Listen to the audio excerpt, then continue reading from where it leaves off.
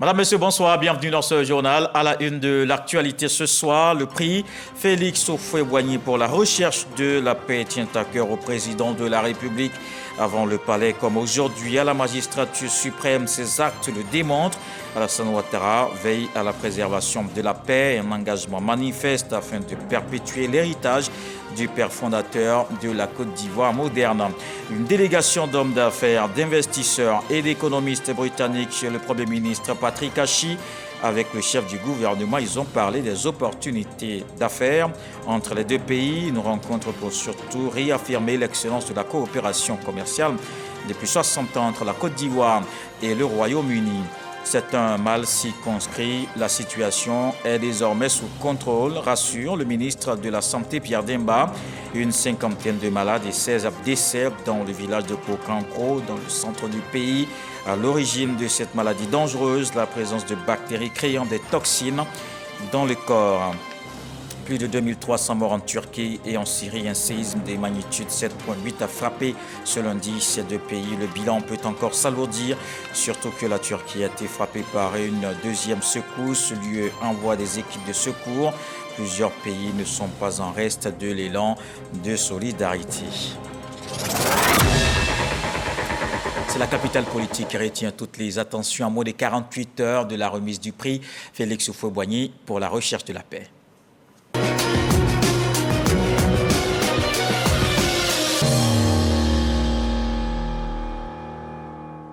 L'attachement du président de la République au prix Félix Houphouët-Boigny pour la recherche de la paix n'est plus à démontrer. Alassane Ouattara a fait le choix de marcher dans les pas de son mentor, homme de paix. Le chef de l'État a fait montre de cet engagement avant son arrivée au pouvoir. Et cela se poursuit aujourd'hui encore. Prix Félix Houphouët-Boigny, l'implication du président Ouattara, un sujet d'Abiba Dambélé-Saoué. 14 septembre 2011, l'Association des grands-mères de la place de Mai en Argentine est distinguée lauréate du prix Félix Houphouët-Boigny pour la recherche de la paix. Après ses grands-mères courage, l'ancien président français, François Hollande, sera honoré le 5 juin 2013. Suivront, le 27 juin 2017, des lauréats prestigieux. L'ex-maire de la ville italienne de Lampedusa, Giussi Nicolini, et l'Association européenne de sauvetage en mer, SOS Méditerranée. À ces trois importants rendez-vous de remise du prix Félix Houphouët-Boigny pour la recherche de la paix, Alassane Ouattara, président de la République de Côte d'Ivoire, aura été présent. Fidèle collaborateur de longue date du président Alassane Ouattara, le ministre Ali Coulibaly nous témoigne du leadership dont le chef de l'État a fait preuve pour perpétuer le prestige de cette distinction depuis son accession à la magistrature suprême. L'histoire des prix qui ont été créés ça et là est connue. Beaucoup ont disparu corps et âme, qui n'ont pas survécu à ceux qui les ont inspirés. Et donc il est heureux que le prix Félix Houphouët-Boigny continue, qu'il se perpétue. Et ça, c'est l'affaire des héritiers, comme le président Alassane Ouattara, et donc qui estime que nous avons une dette incommensurable à l'endroit de Félix Houphouët-Boigny. Et lui, il se pose en continuateur du président Félix Houphouët-Boigny. Il estime qu'il est de son devoir d'assurer le service de la dette, si j'ose m'exprimer ainsi, et donc faire perpétuer le prix coûte que coûte, quel que soit ce qui peut advenir. S'acquitter de façon constante de ce devoir de mémoire envers Félix Houphouët-Boigny, c'est aussi rendre hommage à celles et ceux qui vivifient l'idéal d'un monde apaisé qui lui était cher. Un exercice de reconnaissance auquel Alassane Ouattara se consacre à chacune de ses prises de parole lors de ces cérémonies de remise de prix. À travers leur action, les lauréats nous enseignent que partout où la vie et la dignité humaine sont en péril, il doit se trouver des hommes et des femmes de bonne volonté pour les défendre. En valorisant le prix Félix Houphouët-Boigny pour la recherche de la paix, Alassane Ouattara démontre sans cesse son attachement à la culture de la paix, l'une des valeurs dont il a hérité de son mentor politique, le président Félix Houphouët-Boigny, père fondateur de la Côte d'Ivoire moderne. C'est sa capacité de dépasser les clivages, sa capacité de pardonner et donc de voir plus loin que le commun des mortels. Tout cela fait de lui un homme exceptionnel, celui véritablement qui mérite d'être le vrai successeur du président Félix Houphouët-Boigny. Faire de la paix une préoccupation constante pour ainsi marcher dans les pas de Félix Houphouët-Boigny. Il y a là une évidence, selon le ministre Ali Coulibaly. L'obstination du chef de l'État de vouloir laisser un legs à la postérité. Il s'inscrit dans l'action du président Félix Houphouët-Boigny.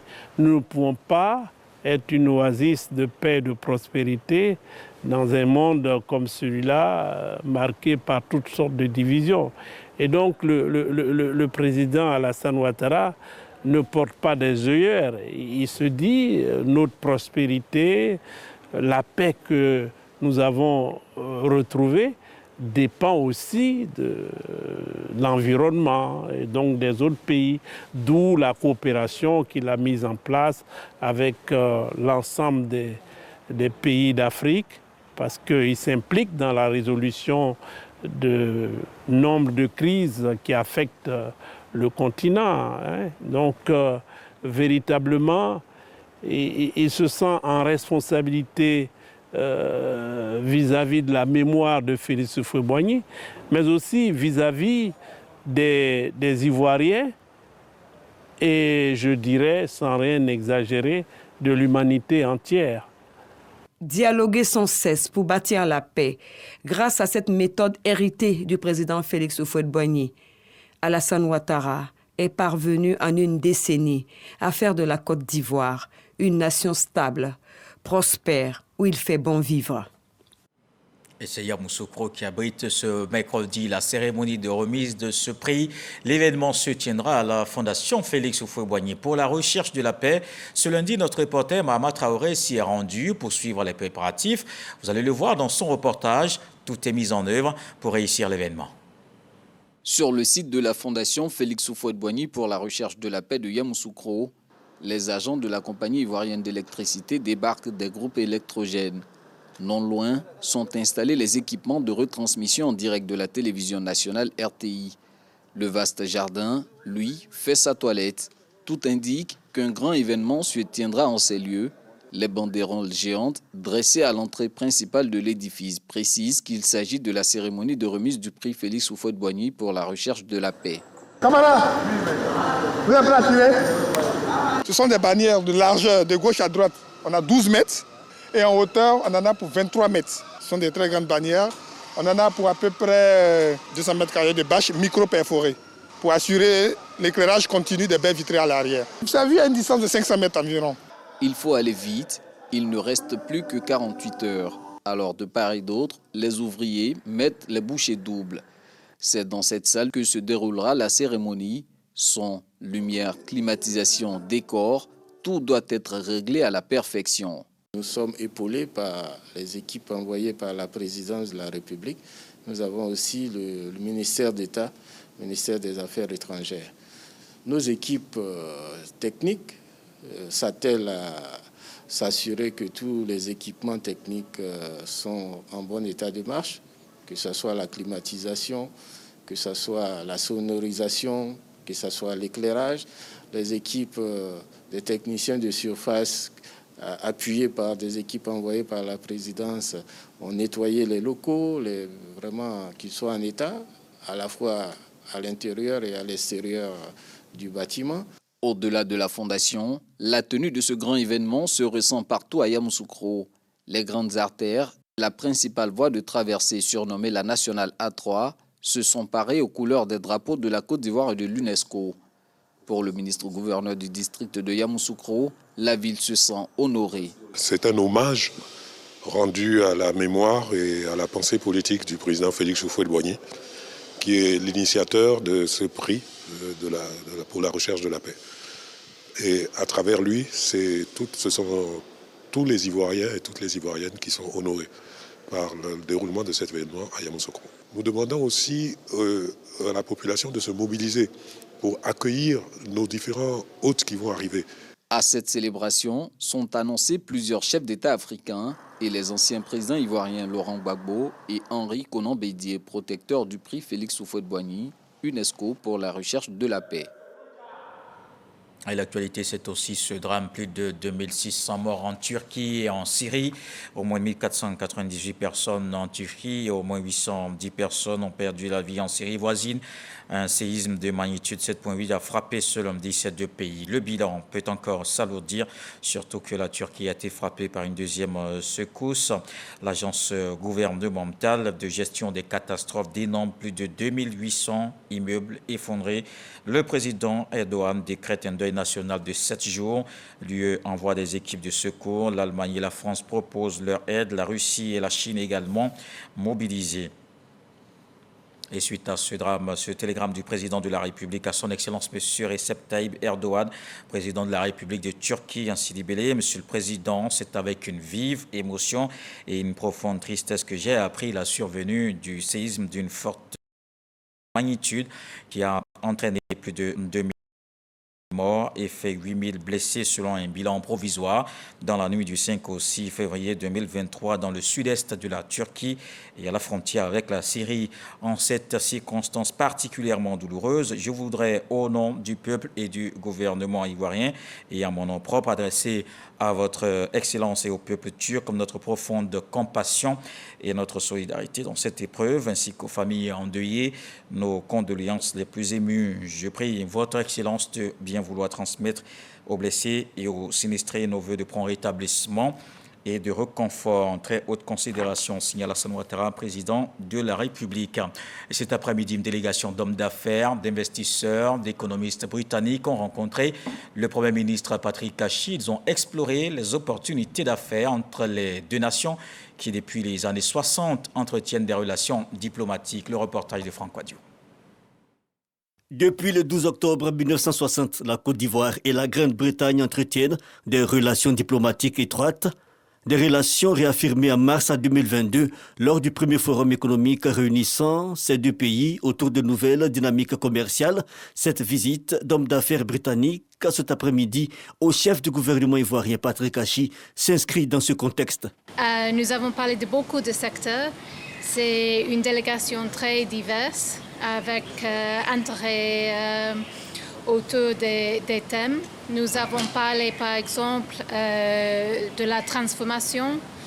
Nous avons parlé aussi d'agriculture et aussi infrastructure, un peu sur énergie, un peu sur mining. Il y a beaucoup d'opportunités ici. Le Royaume-Uni est présent en Côte d'Ivoire dans les secteurs du TPME, de l'agro-industrie et de la construction. La délégation britannique, depuis quelques jours, y est en prospection et avec le Premier ministre, les questions ont tourné autour des opportunités d'investissement. Chaque fois, nous avançons un peu les rapports entre les deux secteurs privés et nous espérons maintenant aussi d'ajouter un sens d'action et peut-être de développer un contrat avant la prochaine mission. Nous espérons d'avoir une autre mission en octobre. Au calendrier de cette délégation britannique composée d'hommes d'affaires et d'investisseurs, plusieurs rencontres avec le secteur privé ivoirien. Et les opportunités d'affaires présentées dans un environnement de sécurité qui se renforce. Des nouvelles recrues à l'École nationale de police d'Abidjan. Ils sont au nombre de 3273, dont 16 venus du Congo. Après la formation militaire, ils ont été présentés ce lundi au drapeau. Le ministre de l'Intérieur et de la Sécurité, Vagondo Diomandé, vous allez l'entendre, les invite à être des agents exemplaires. Le reportage de Moussa Konaté. Les nouvelles recrues de l'École de police d'Abidjan, présentées au drapeau. Après 3 mois de formation militaire, ils sont désormais aptes à rejoindre les rangs de la grande famille de la police nationale. Une formation commune de base confiée à l'armée de terre. Ce drapeau qui est devant vous est l'emblème national. Le défier, le profaner, c'est porter atteinte à l'honneur de chaque Ivoirienne et de chaque Ivoirien. Vous avez certes reconnu le drapeau de la Côte d'Ivoire, mais il faudra apprendre à mieux l'aimer, l'honorer toujours, le servir et le glorifier. Vous allez désormais le défendre en tout temps et en toutes circonstances, et s'il le faut, au péril de votre vie. La présentation des nouvelles recrues au drapeau, symbole de leur admission officielle à la police. Le ministre de l'Intérieur et de la Sécurité invite les futurs élèves policiers à être exemplaires. Les valeurs que vous avez acquises durant cette formation militaire ne doivent jamais vous quitter, car ce sont celles-là qui vont vous guider tout le long de votre carrière. La présentation au drapeau est synonyme de renaissance.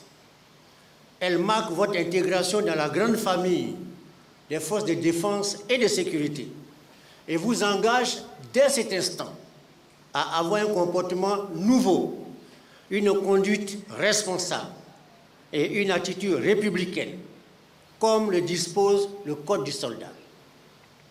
Dans vos actes de tous les jours, vous devez être des modèles et des agents fidèles à la nation. Vous devez toujours mériter le respect et la confiance des populations. Une police au service de la population. De nombreuses actions sont en cours pour offrir la quiétude et assurer une meilleure sécurité. Le général Wagondo Diomandé traduit donc ses félicitations à l'ensemble des policiers et au directeur général de la police nationale. Mon général, vous qui ne dormez pas, vous-même, vos collaborateurs, le président de la République vous félicite. Le ministre en charge de l'intérêt de la sécurité que je suis vous félicite. Et il n'y aura jamais de zone d'ombre entre la police nationale et son ministre. Les nouvelles recrues à l'école de police d'Abidjan sont au nombre de 3273, parmi lesquelles 16 venues du Congo. On enregistre 44 commissaires, dont 3 femmes, 545 officiers, dont 109 femmes, et 2684 sous-officiers, dont 667 femmes. La police qui joue un rôle important dans le respect du code de la route. La semaine nationale de la sécurité routière se poursuit. Le ministère des Transports et les forces de l'ordre de sécurité mènent la sensibilisation, limitation de vitesse, port de ceinture, consommation d'alcool, téléphone au volant, quelques infractions à éviter. Les automobilistes sont donc appelés à se mettre en règle. Frédéric Oulaï, Didier Nguessan. Yopougon, Carrefour, Institut des aveugles. Les agents de police contrôlent les automobilistes. La journée commence mal pour certains qui se plaignent de leur contravention. Ce matin, j'ai vu ma voiture qui n'a excès de vitesse, que je dois au moins 62 000 francs. Bon, c'est mon contacté qui voulait, il m'a appelé ici, venu voir. Effectivement, il doit 62 000 francs. Mais c'est pas, bon, à qui la faute? Tu sais, quand le frère commence à dérégler au fur et à mesure, à la Ciporès, dans la même commune, les policiers sont également à la tâche. Plus de 600 agents du district de police de Yopougon sont mobilisés pour la sensibilisation. Le premier masse du permis au point arrive. Respectez le code de la route simplement pour que votre permis là, vous puissiez le sauvegarder. Ce qu'il vient de dire, vraiment c'est propre. Il n'y a même pas de question à dire. Voilà. Parce que nous tous on a remarqué que dans ces temps-là, il y a plein d'accidents. Voilà. Donc vraiment, c'est une bonne idée. Actuellement, au niveau statistique, le point de 10 heures, nous avons 230 véhicules sensibilisés. À la GESCO, sortie d'Abidjan, certains conducteurs sont sensibilisés à la limitation de vitesse. Pour d'autres, il s'agit de l'état de leur engin. Aux usagers qui sont les conducteurs, par exemple, il faut les inviter à suivre les règles de conduite. Je veux parler de la limitation de vitesse. Sur l'autoroute, la limitation de vitesse, c'est 90. Souvent, c'est les passagers qui nous mettent trop la pression. Il y en a même qui sont dans le cas même déjà. Moi, il doit partir en brousse, il doit descendre sur le goudron, il doit rentrer en brousse. Bon, déjà, ça fait déjà une pression. La Semaine nationale de la sécurité routière implique également les unités de la gendarmerie en charge de la sécurité routière. Elles sont postées sur les voies principales de sortie et d'entrée d'Abidjan, comme sur l'autoroute Abidjan-Yamoussoukro. C'est essentiellement la sensibilisation, mais cela va de soi que pour des infractions trop graves ou bien d'une certaine gravité ou bien des infractions flagrantes, nous serons obligés de faire de la répression. 2000 véhicules qui ont été sensibilisés. Il y a eu un certain nombre d'amendes forfaitaires qui ont été délivrées, mais Mais également, il y a eu des contraventions qui ont été données. Cette mesure-là est à saluer. Il faudrait que le gouvernement mette d'autres mesures préventives encore et correctives afin d'éradiquer les accidents inutiles sur la route. Cette campagne est l'opérationnalisation de la Semaine nationale de la sécurité routière lancée le 3 février dernier par le ministère des Transports. Déjà, l'opération porte des fruits. 377 engins ont été verbalisés, 2584 usagers sensibilisés et 106 véhicules mis en fourrière. Ces cas de répression sont dus aux infractions récurrentes comme le défaut de visite technique, le non-respect du code de la route et l'usage du téléphone au volant. Le développement se poursuit dans l'est du pays. Les travaux de construction de la route Séchi-Anoumamba-Mbato avancent. Le taux de réalisation est de 40%. C'est ce qui ressort de la visite du ministère de l'Équipement et de l'Entretien routier. On fait le point avec Dangui Dangui. Quand le ministre Amédée Kouakou arrive à Mbato pour prendre le pouls des travaux de construction de la route Séchi-Anoumamba-Mbato ce vendredi, c'est le gratin des autorités administratives, coutumières et des élus locaux de la région du Morono qui l'accueillent sur fond d'hommage et de reconnaissance. La région était enclavée. Mbato fait à peu près 105 km d'Abidjan. Mais en son temps, Mbato parcourt 400 à 500 voire 600 km avant d'atteindre Abidjan. Donc c'est une joie parce que la route, c'est vrai, on ne mange pas la route, mais sans la route, on ne peut pas se développer. Après avoir parcouru ce tronçon en construction long de 41,5 km et discuté avec les responsables de l'entreprise d'exécution des travaux, Amédée Kouakou fait le point. Si à Beauville, Mbato était bitumé, ça faisait pour eux un raccourci pour pouvoir arriver sur Abidjan. Alors on note qu'à Beauville-Séchi, le bitumage est terminé il y a quelques années. Et il fallait faire le raccordement entre Séchi et Mbato, en long d'environ 41 km, 41-42. Et c'est à cette demande-là que le président de la République a accédé. Donc aujourd'hui, nous sommes venus visiter ce chantier pour voir son avancement. À la question de savoir pourquoi la plupart des chantiers en cours accusent des retards dans leur délai de livraison, les éléments de réponse du ministre. Si vous prenez les chantiers d'Abidjan, à un moment donné, il y a eu le Covid.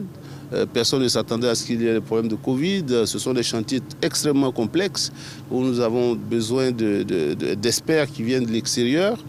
Si ceux-là ne peuvent pas se déplacer, ça induit donc des difficultés. Vous saviez, même pendant le Covid, beaucoup d'entreprises étaient fermées. Si vous avez besoin de ciment, si vous avez besoin de fer à béton et que les entreprises sont fermées, évidemment, vous ne pouvez pas aller rapidement. Et puis, vous savez, nous sommes dans un pays où il pleut beaucoup. L'ennemi numéro 1 de la route, c'est l'eau. Si jamais il y a de grosses intempéries, on ne peut pas travailler. Donc tous ces aléas font que quelquefois nous avons quelques difficultés sur les chantiers. Mais ce n'est pas que ça qui explique tout. Il y a certains chantiers où les entreprises, pour pouvoir remporter les marchés, ont sous-évalué leurs offres. Et aujourd'hui, on se rend compte que manifestement, elles n'arrivent pas à avancer parce que les offres qu'elles ont soumises étaient anormalement basses. C'est des choses que nous sommes en train de regarder pour que ces choses-là ne se reproduisent plus. Les travaux de construction de la route Séchi-Anoumamba-Mbato coûtent environ 41 milliards de francs CFA et devraient s'achever en octobre 2024.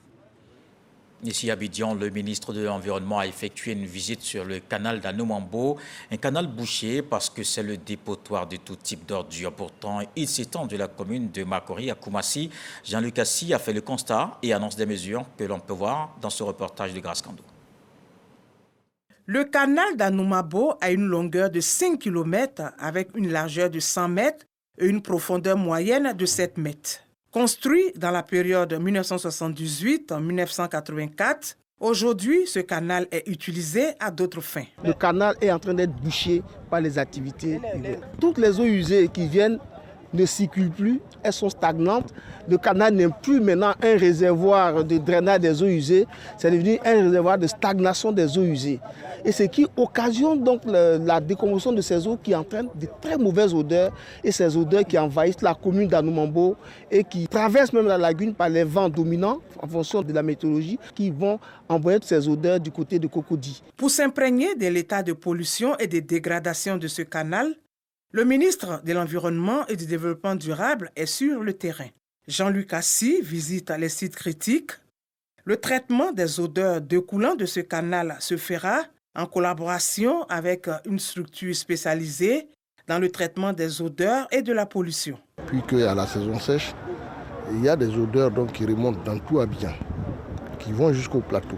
Et donc là où nous sommes fait partie donc, des points critiques. Nous sommes là pour regarder et voir quelles sont les solutions qu'on peut apporter à la réduction donc, de ces odeurs. Mais ce n'est pas la solution définitive, c'est une solution temporaire. Nous avons de nouvelles technologies qui nous permettent aujourd'hui de pouvoir installer des barrières avec des produits qui ont été homologués et analysés par les laboratoires du monde, qui confirment qu'aujourd'hui, ils peuvent casser les molécules malodorantes dans l'atmosphère pour permettre aujourd'hui de pouvoir traiter ces odeurs-là, pour permettre encore aux populations de respirer de l'air sain.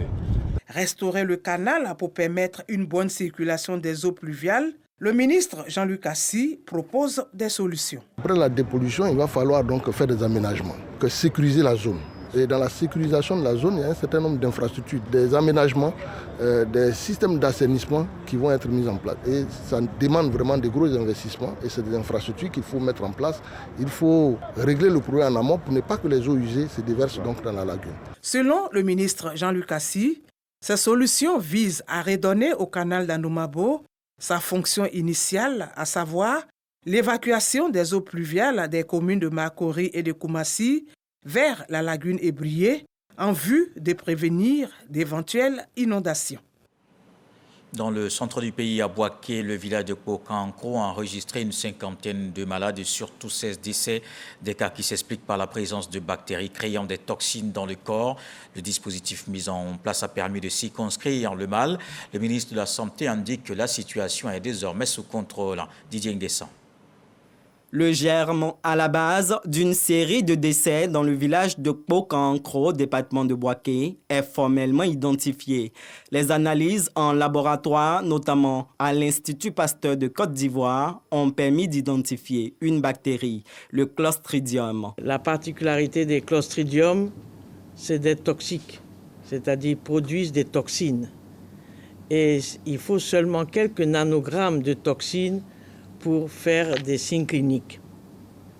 Donc il suffit que les enfants aient ingéré un tout petit peu de ce liquide-là pour pouvoir présenter les signes. Le rituel d'adoration d'un fétiche nouvellement établi dans le village, avec la consommation de poulet de sacrifice mélangé à un bouillon composé d'eau, de sang et de terre, est mis en cause par les services sanitaires.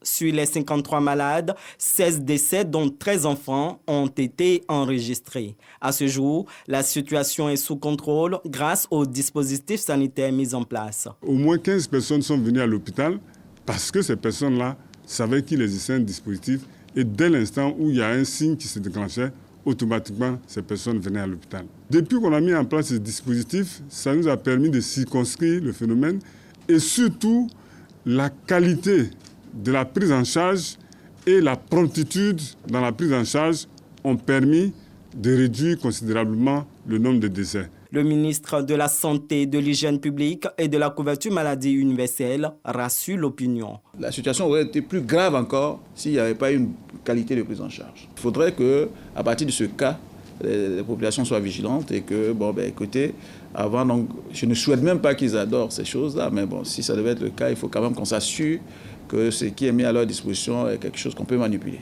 Le féticheur par qui le malheur est arrivé a été mis aux arrêts.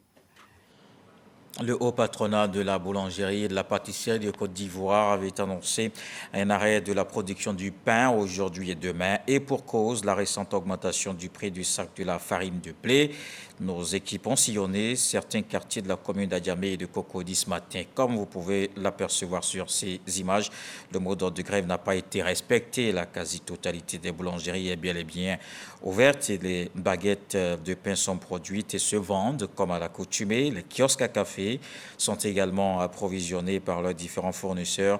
Du côté des consommateurs, l'on demande donc aux boulangers et aux autorités de prôner le dialogue. Dans l'actualité politique, plusieurs associations de femmes et de jeunes de Yopougon reçues par Adama Bictogo. Ces rencontres ont permis de recueillir leurs préoccupations et surtout de leur expliquer la vision pour la commune. On le voit avec Michel Ligri. Les mouvements et associations de jeunes et de femmes de Yopougon sont en phase avec le choix du chef de l'État sur le candidat qui défendra les couleurs du RHDP dans cette commune. Ce choix pour notre commune fait danser les habitants dans les marchés, dans les rues, dans les bus, dans le Woro-Woro. Plusieurs organisations se sont portées volontaires pour soutenir la candidature d'Adama Bictogo. Nous ne pouvons pas rater une telle opportunité. Dans nos balades, nous voyons Koumassi et Abobo comment sont devenues ces deux communes. Et nous sommes sûrs que vous êtes capables de changer le visage de Yopougon en un temps record. Ce qu'il pense faire pour Yopougon, ce qu'il va faire pour Yopougon, c'est ce qui nous motive à venir se mettre à ses côtés, nous mettre à sa disposition pour travailler avec lui. L'association des artistes du Grand Ouest ne veut pas rester en marge de cet élan.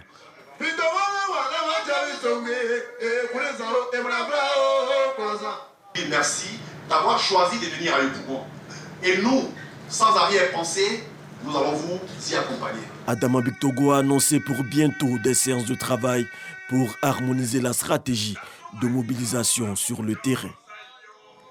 En sport, il s'est encore une fois brillamment illustré. Une médaille d'or pour Cissé Cheikh Salah. L'athlète ivoirien a remporté le précieux métal à la présidente Cup d'Europe à Istanbul, en Turquie. Des détails avec Véronique Conan, Patrick Dadier. Après avoir défait le vice-champion olympique, le Macédonien Georgeski Dihan, Cissé Cheikh Salah s'est retrouvé en finale des plus de 87 kg de la présidente Coupe d'Europe face à l'Irakien Abbassi Pouya. C'est lors du troisième et dernier round du combat que Cissé Cheikh Salah a retrouvé les ressources pour remonter la pente. À quelques secondes de la fin de ce round, le taekwondo ivoirien use de son expérience pour prendre un point précieux qui lui permet d'enlever la médaille d'or de la présidente Coupe d'Europe. Belle performance du champion olympique 2016 qui commence aussi bien l'année 2023 qu'il avait terminé la saison 2022. Cissé Cheikh Salah est un habitué de la compétition puisqu'en 2017, il avait enlevé une médaille d'or qui rassemble pas mal de challengers. Et voilà, sur cette bonne nouvelle, ce journal prend fin. Merci de l'avoir suivi. Retour de l'actualité 23h. On se quitte avec ce que dit le sage ce soir. Le vent ne casse pas les arbres qui savent se plier.